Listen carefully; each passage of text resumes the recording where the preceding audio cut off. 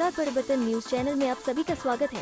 Channel से जुड़ने के लिए लाइक, सब्सक्राइब, कमेंट एवं शेयर करें। दी अपडेट में डॉक्टर अरुण कुमार राज ने किसानों के एमएसपी को लेकर बिल 2020 केंद्र सरकार एवं किसानों के बीच तनातनी बढ़ती हुई समस्या समाधानों के बजाय उलझते हुए किसानों की मांग एवं केंद्र सरकार के इस तनातनी के बारे में बताया है।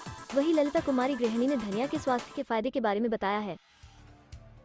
नमस्कार, मैं डॉक्टर अरुण कुमार। नए कृषि कानूनों में सुधार की दरकार। न्यूनतम समर्थन मूल्य क्यों है जरूरी? केंद्र सरकार द्वारा कृषि से संबंधित 3 विधेयक पारित करवाए गए। पहला है आवश्यक वस्तु अधिनियम 2020, जिसका उद्देश्य आवश्यक वस्तु अधिनियम में संशोधन करते हुए कृषि व्यापार को उदार एवं सुगम बनाना है। आज जब कृषि उत्पादन काफी बढ़ गया है और वे सरप्लस में है, इसके लिए आवश्यक वस्तु अधिनियम में बदलाव करते हुए अनाज, दालें, तिलहन, खाद्य तेलों, आलू, प्याज इत्यादि उससे बाहर किया गया है, ताकि बड़ी मात्रा में निजी क्षेत्र द्वारा उसका भली भांति भंडारण हो सके। दूसरा कानून है किसान उत्पाद व्यापार और वाणिज्य अधिनियम 2020। इसके अनुसार कृषि व्यापार के तौर तरीकों में बदलाव का आगाज किया गया। सरकार का तर्क है कि नई व्यवस्था में किसानों को मध्यस्थों से छूट मिलेगी और खुले बाजार में बेचते हुए उन्हें मंडी शुल्क और मध्यस्थों का कमीशन नहीं देना पड़ेगा और उनके पास ज्यादा विकल्प होंगे। इससे किसान को उपज के बदले में ज्यादा पैसा मिलेगा। सरकार ने स्पष्ट किया है कि कृषि वस्तुओं की सरकारी खरीद पूर्व की भांति एपीएमसी मंडियों में न्यूनतम समर्थन मूल्य एमएसपी पर ही जारी रहेगी और उसमें कोई बदलाव नहीं होगा। तीसरा कानून है किसान सशक्तिकरण और संरक्षण मूल्य आश्वासन और कृषि सेवा समझौता अधिनियम 2020। इसमें कृषि उत्पादन के लिए निजी कंपनियों अथवा व्यक्तियों द्वारा किसानों के साथ संविधान खेती कॉन्ट्रैक्ट फार्मिंग के समझौते की व्यवस्था की गई है। हालांकि यह एक प्रगतिशील कदम है, लेकिन इस कानून में समस्या यह है कि विवाद की स्थिति में किसान को सही समाधान मिलने के लिए व्यवस्था से संबंधित समस्याएं उत्पन्न हो सकती है। कई राजनीतिक दल और किसान संगठन इस कानूनों का विरोध कर रहे हैं, मगर माना जा रहा है कि नवीन कृषि कानूनों को लाने में सरकार की नीयत सही है। ऐसे में जो सवाल उठ रहे हैं उस पर गौर करने की जरूरत है। न्यूनतम समर्थन मूल्य क्यों है जरूरी? अपनी उपज का सही मूल्य न मिलने के कारण किसान न केवल गरीब होते चले जाते हैं, उस पर कर्ज का बोझ भी बढ़ता चला जाता है। कर्ज से ग्रस्त होने पर पिछले 1.5 दशक में अभी तक देश में 3 लाख किसान आत्महत्या कर चुके हैं। वर्ष 2008 में पिछली यूपीए सरकार द्वारा लगभग 70,000 करोड़ रुपए से भी अधिक की ऋण माफी योजना लाई गई। उसके बाद हालांकि केंद्र सरकार द्वारा ऐसी कोई योजनाएं नहीं आई, लेकिन उत्तर प्रदेश, मध्य प्रदेश, महाराष्ट्र आदि राज्य सरकारों ने कई ऋण माफी योजनाएं लागू की। ऋण माफी के कारण सरकारी खजाने पर भारी बोझ भी पड़ता है। किसानों को ऋणग्रस्तता के राहत देना भी जरूरी होता है, अन्यथा वे इसके कारण भारी दबाव में आ जाते हैं और उनकी आत्महत्याओं का कारण बनता है। संजीदगी से सोचे तो किसान को उसकी उपज का सही मूल्य उसको कर्ज में डूबने से ही बचाता है। किसान उत्पाद व्यापार और वाणिज्य संवर्धन और सुविधा विधेयक 2020 का भाव यह है कि मध्यस्थों से बचाकर किसानों को उसकी उपज का सही मूल्य मिले। इस संबंध में यह संशय उत्पन्न हो जा रहा है कि मंडी शुल्क से मुक्त होने के कारण व्यापारियों और कंपनियों को स्वाभाविक रूप से मंडी से बाहर खरीदने के लिए प्रोत्साहन मिलेगा। ऐसे में मंडी का महत्व ही नहीं रहेगा। किसान भी मंडी से बाहर बिक्री करने के लिए बाध्य होगा। ऐसे में बड़ी खरीदार कंपनियों किसानों का शोषण कर रही है। लिहाजा जरूरी है कि किसानों को न्यूनतम समर्थन मूल्य की गारंटी हो और न्यूनतम समर्थन मूल्य से कम पर खरीद गैर कानूनी घोषित हो। केवल सरकार ही नहीं, कोई भी न्यूनतम समर्थन मूल्य से कम पर ना खरीद पाए।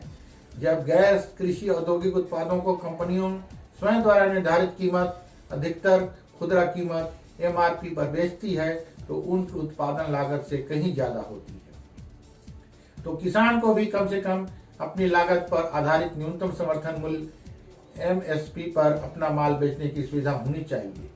नए प्रावधानों के अनुसार जब कोई भी खरीदार अपना पैन कार्ड दिखाकर किसान से खरीद कर सकता है, ऐसे में जैसे ही किसान का माल उठाया जाए उसका भुगतान भी तुरंत होना चाहिए अथवा सरकार को उसके भुगतान की गारंटी लेनी चाहिए।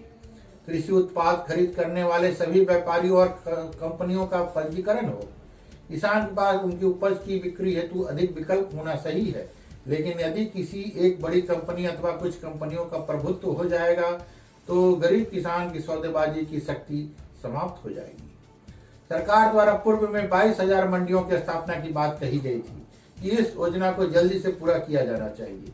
किसान उत्पाद व्यापार और वाणिज्य संवर्धन और सुविधा विधेयक 2020 के अंतर्गत किसान की परिभाषा है जो स्वयं अथवा मजदूरी करके अन्य लोगों द्वारा कृषि उत्पाद में संलग्न हो। इस परिभाषा के अनुसार कंपनियों में किसानों की परिभाषाओं में शामिल हो जाएगी। यह सही नहीं होगा। कहा जाता है कि मंडी व्यापारी किसानों के एटीएम हैं, क्योंकि उनमें किसान अग्रिम ले सकते हैं। मंडियों से बाहर अपने उत्पाद बेचने वाले किसानों के पास व्यापारियों से अग्रिम लेने की सुविधा नहीं रहेगी। ऐसे में जब किसान समझदार खेती में संलग्न होता है तो उसे बुआई के समय से ही भुगतान शुरू होना चाहिए। इस प्रकार किसान को 3-4 किस्तों में राशि दी जा सकती है। संविदा खेती में संलग्न किसानों के लिए न्यायसंगत विवाद समाधान तंत्र होना चाहिए। संविदा खेती से संबंधित किसान सशक्तिकरण और संरक्षण मूल्य आश्वासन और कृषि सेवा समझौता विधेयक 2020 द्वारा प्रस्तावित विवाद समाधान तंत्र किसानों के लिए बहुत जटिल है। पहले से ही काम के बोझ में दबे सब डिविजनल मजिस्ट्रेट को महत्वपूर्ण भूमिका में रखा गया है, जिससे किसान का समाधान मिलने की संभावनाएं बहुत कम है। इसके लिए उपभोक्ता अदालतों की तर्ज पर किसान अदालतों की स्थापना इस समस्या का समाधान होगा। धन्यवाद।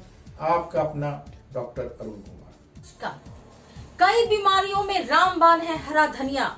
स्वाद के साथ ही स्वास्थ्य के लिए भी है फायदेमंद। आमतौर पर हर घर में खाना पकाने के बाद गार्निश करने के लिए खाने के ऊपर धनियों के पत्ते का इस्तेमाल किया जाता है।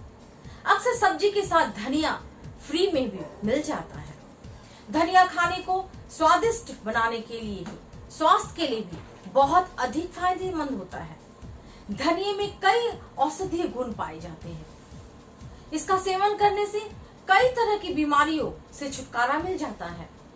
धनिया में काफी मात्रा में प्रोटीन, वसा, fibre, carbohydrate, mineral, calcium, phosphorus, iron, carotene, thiamine, potassium और विटामिन सी पाया जाता है। आइए जानते हैं धनिये के फायदे। धनिया का सेवन करने से ब्लड शुगर लेवल नियंत्रण में रहता है। डायबिटीज के मरीजों के लिए धनिया बेहद ही उपयोगी जड़ी बूटी है। इसके नियमित सेवन से ब्लड में इंसुलिन की मात्रा को नियंत्रित किया जा सकता है। कई शोधों के अनुसार धनिया का सेवन किडनी के लिए भी फायदेमंद होता है। धनिया औषधीय गुणों से भरपूर होता है। इसका नियमित रूप से सेवन करने से किडनी से संबंधित समस्याओं में आराम मिलता है। हरा धनिया का सेवन करने से पेट से संबंधित समस्याएं दूर होती है और पाचन तंत्र मजबूत होता है। पेट दर्द जैसे समस्याओं में धनिया रामबाण का इलाज करता है। हरा धनिया का सेवन कोलेस्ट्रॉल के मरीजों के लिए भी फायदेमंद होता है। नियमित रूप से हरा धनिया का सेवन करने से कोलेस्ट्रॉल लेवल को कम किया जा सकता है। हरा धनिया स्वास्थ्य के लिए फायदेमंद होता है। धनिया का सेवन करने से शरीर में खून की मात्रा को बढ़ाया जा सकता है। धनिया में आयरन की भी काफी मात्रा में पाया जाता है। नियमित रूप से धनिया का सेवन करने से एनीमिया से राहत मिलती है। धनिया में एंटीऑक्सीडेंट, मिनरल, विटामिन ए और सी भरपूर मात्रा में पाए जाते हैं, जो शरीर में कैंसर सेल्स को बढ़ने से रोकने में सहायक होते हैं। मैं ललिता कुमारी, धन्यवाद।